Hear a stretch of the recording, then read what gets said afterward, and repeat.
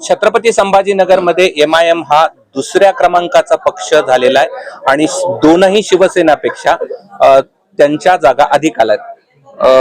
खूप राडा झाला, तिकीट वाटपावरनं आरोप प्रत्यारोप झाले, मात्र तुम्ही सिद्ध केलं की तुम्ही जे केलं ते बरोबर होतं आणि तुम्ही गत निवडणुकीपेक्षा खूप जास्त आम्हाला मतं मिळालेले आहे।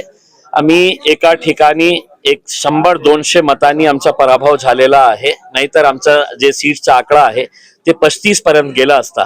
म्हणजे मागच्या वेळी पेक्षा आम्ही 10 सीट्स जिंकले असते, पण 33 सीट्स आम्ही आतापर्यंत जिंकलेले आहे। याच्यासाठी मी अल्लाह रब्बुल इज्जत धन्यवाद।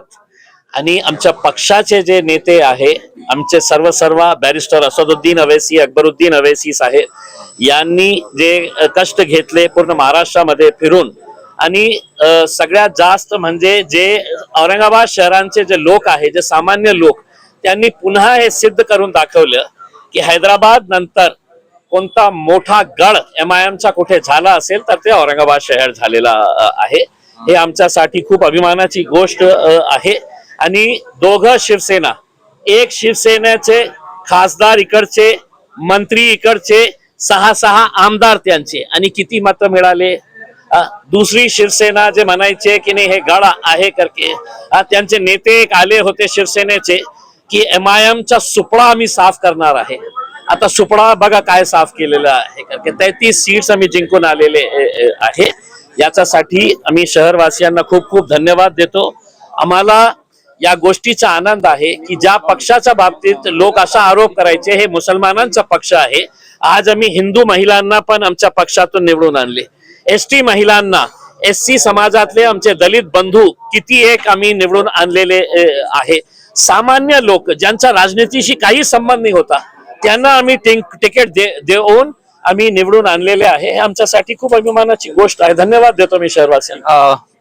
तुम्ही विरोधी पक्ष नेतेपदी बसाल आता, तर तुमची पुढची रणनीती काय असणार? कारण भाजपा सर्वात मोठा ठीक आहे ना, भारतीय जनता पार्टी या शहराच्या विकासासाठी काही चांगलं काम करत असेल, आम्ही पूर्ण त्यांना सहकार्य करू, पण समांतर सारखा हिडन एजेंडा या शहरावर लादणार असेल तर आम्ही आमच्या विरोधी पक्षाची जी भूमिका आहे ते खूप ताकदीने आम्ही बजावणार आहे। आणि आमचा एकच उद्देश आहे की या शहराच्या विकासासाठी आता आमचे सगळे कॉर्पोरेटर्स आणि दुसऱ्या पक्षांनाही मी आवर्जून विनंती करतो की आता निवडणूक संपलेली आहे, जे काही आपण एकमेकांवर आरोप करत होते, जे बोलत होते ते आता थांबायला पाहिजे आणि शहराच्या विकासाच्या बाबतीत आपण एकत्र येऊन शहराच्या बाबतीत आपण बोलू। काँग्रेस तुम्हाला बीट करेल असं वाटत होतं की काही मुस्लिम भागामध्ये, पण तसं काही होताना दिसलं नाही। त्यांचा एकच या ठिकाणी नगरसेवक निवडून आलेला आहे, तर अजित पवारांच्या राष्ट्रवादीला फारसं यश मिळालं काय? आम्हाला सुरुवातीपासून माहित होतं की हे काँग्रेसवाले जे तिकीट वाटप करत होते ते आमच्या ऑफिसच्या समोर उभे होते। जेव्हा आम्ही सगळ्यांना तिकीट वाटप केलं, जे राहिलेले होते त्यांना ते रस्त्यातच तिकीट देत होते की घ्या बाबा आमचा AB फॉर्म घ्या आणि निवडणूक लढा करके। तर सुरुवातीपासून आम्हाला हे माहित होतं की या शहरातले लोकांचा जे विश्वास MIM पक्षावर आहे ते त्यांनी सिद्ध करून दाखवलेला आहे आणि त्यांच्या विश्वासावर आम्ही कधीही ठेस पोहोचवणार नाही आहे। त्यांच्या विश्वासावर आम्ही या शहराच्या विकासासाठी कटिबद्ध आहे आणि ते करणार। बरं, राज्यामध्ये MIM ची काय स्थिती? खूप सारे चांगले आमचा रिस्पॉन्स आम्हाला मिळालेला आहे। मालेगाव सारख्या ठिकाणी आम्हाला 21 कॅन्डिडेट्स आमचे निवडून आलेले आहे। धुलेमध्ये आतापर्यंत 8 सीट्स आम्ही जिंकलेले आहे। अमरावतीमध्ये 9 सीट जिंकलेले आहे।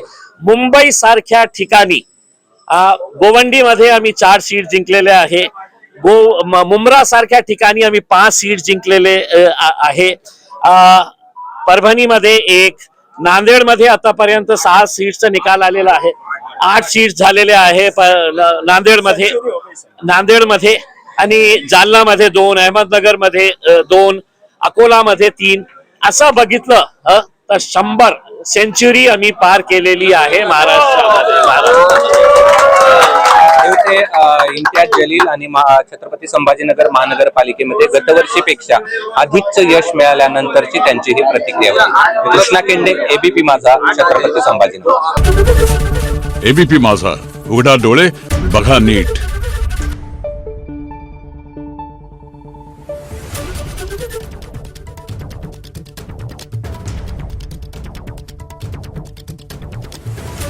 आहे